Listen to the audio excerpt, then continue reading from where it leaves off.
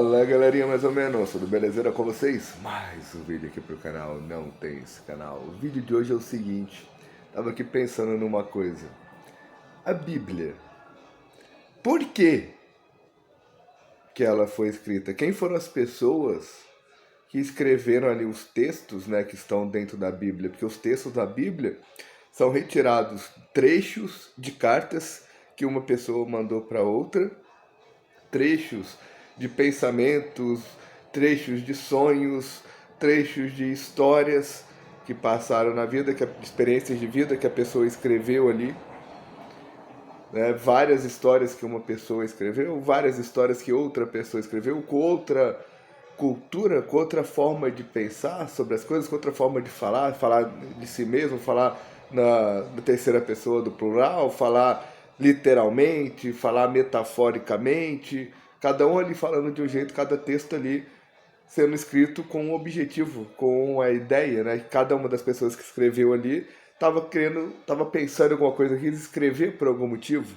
porque naquela época lá, para você ter o papel, o papiro, ter a caneta, a pena, porque você usava a tinta para escrever, era uma coisa rara. Então você vai escrever coisas mais importantes, coisas que considerassem que valesse a pena serem escritas, né? E cada pessoa escrevia ali do seu jeito, da sua cultura de escrever, né? Da sua forma de se expressar, falando em metáforas, falando em ironias, com deboches, com sarcasmos, falando literalmente, falando na terceira pessoa, falando no plural, no singular, enfim. Cada um ali com a sua cultura para contar ali alguma coisa. Ou contar um sonho que teve, ou contar uma história pela qual passou, ou contar algum pensamento que teve sobre alguma coisa, alguma experiência, aprendizado que teve com uma experiência de vida e tal. Mas aí é uma parte. E as pessoas esquecem de pensar nessa parte. E aí tem a outra parte, que foi qual a pessoa que pegou todos esses escritos, né? Que cada pessoa que tinha escrito ali seus pensamentos tinha posse daquilo ali. Só que depois de um tempo, aquela pessoa perdeu a posse de todos os papéis dela, aquela outra também, e uma outra pessoa que não tinha escrito nada pegou esses papéis de todos e selecionou dentro desses papéis o que ia escrever, o que não ia escrever, o compilado, juntou todos, a ordem, qual que ia vir primeiro, qual que ia vir segundo, por que selecionou aquela história, por que selecionou aquela outra, alterou aquela outra, juntou todas e lançou a Bíblia no chamado Concílio de Nicéia. E muitas pessoas seguem a Bíblia, mas nunca ouviram falar do Concílio de Nicéia. Então, assim, quais foram as intenções das pessoas que estavam ali, os poderosos que estavam ali no Concílio de Nicéia, né, que eles quiseram impor para o mundo o ponto de vista deles, que aquele livro que eles acabaram de editar ali, que se chama a Bíblia, é o certo e questionável e ponto final. As pessoas não param para pensar nisso. Isso é um perigo muito grande, porque isso gera o fanatismo, isso gera desinformação. E aí tem, por exemplo, dentro dessa própria Bíblia, tem a história que fala do anticristo, que o anticristo ia voltar antes dos fins dos tempos, né? Que o Salvador, que Jesus, que o Cristo ia voltar, salvar os que estão com ele, os que amam a Deus, os que temem a Deus, os que fazem tudo que Deus precisa que você faça para que Deus te ame, te salve e te leve para junto dele, para que ele te proteja e tudo mais, né? E os que vão ficar, o resto, as sobras, que serão condenados a uma eternidade de sofrimento. E aí, antes do Jesus, do Salvador, tudo vir chegar, chega quem? Chega o anticristo, para tentar enganar mais algumas pessoas, para tentar desviar algumas pessoas de Jesus, para que algumas pessoas não consigam chegar a Jesus, porque vão ser enganadas, vão ser ludibriadas, né? Elas não serão salvas, elas não... Porque tem pessoas vilãs que não querem ser salvas e não querem que os outros sejam salvos também, né? Querem prejudicar os outros, querem enganar os outros. E qual que era a descrição, né? Qual que é a descrição que está na Bíblia sobre o anticristo? Que ele ia chegar falando de amor, de paz, de união, de unir todos em um único Deus, um único poder, uma única linguagem. Que ele ia chegar com fala mansa, falando que está do lado do amor e tudo mais. E para poder conquistar, para poder enganar, né, as pessoas, para afastarem as pessoas do caminho correto, para que elas não possam mais ser salvas e façam companhia para eles ali que jamais serão salvos, né? Só que, se a gente parar para pensar na história da humanidade, Depois que o último imperador de Roma morreu, o que aconteceu quando o último imperador de Roma morreu?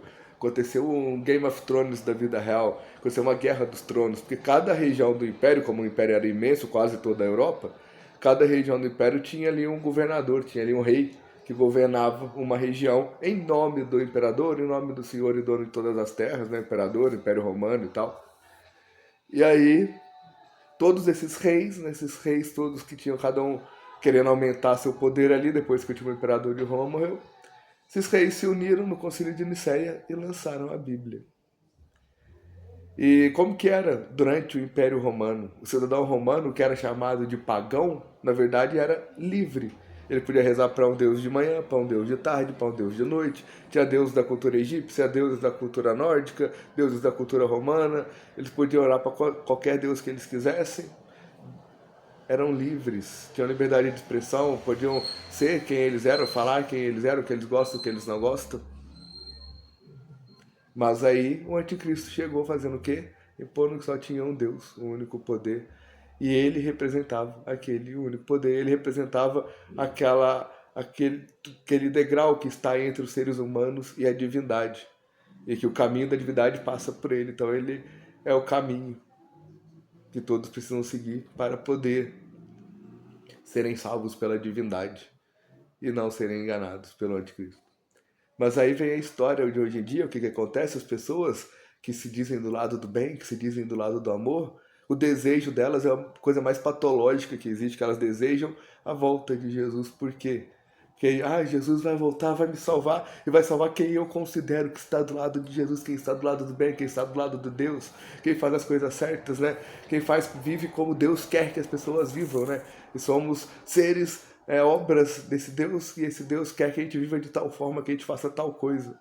Que a gente use o nosso órgão genital de tal forma, que a gente tenha tal raça, que a gente tenha tal corpo, que a gente use tal corpo de tal forma, que a gente tenha tal classe social, tal emprego, que a gente vote tal candidato, que a gente faça tal, deixe de fazer tal coisa, abdique de fazer tais vontades, tais coisas nossas, porque a nossa vida não é nossa, a nossa vida é para Deus. Mas Deus fez a gente porque Ele ama a gente, quis dar a vida pra gente, a liberdade, o livre-arbítrio.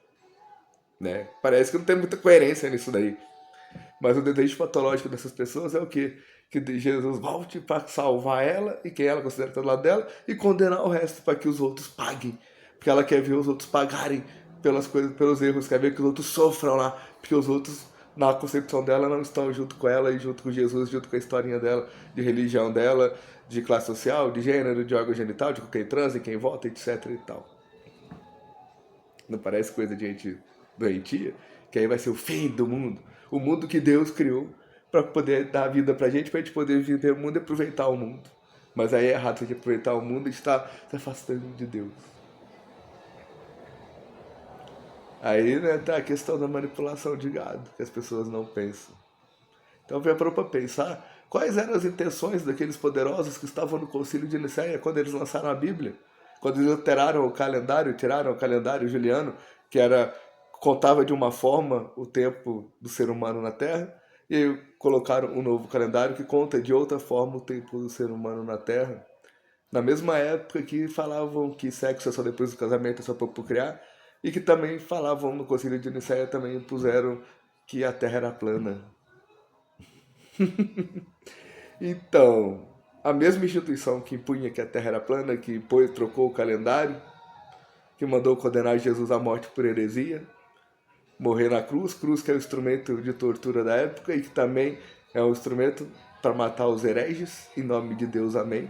E que é um instrumento que é um símbolo de poder dessa instituição, como é também o símbolo do poder dessa instituição trocar o calendário para colocar um outro calendário e fazer todo mundo, todas as pessoas do planeta seguirem aquele novo calendário, seguirem aquela nova bandeira, aquela nova aquele novo símbolo, e não mais o símbolo do imperador romano, o símbolo da bandeira do Império Romano, o símbolo do calendário romano, nada disso, mudou tudo.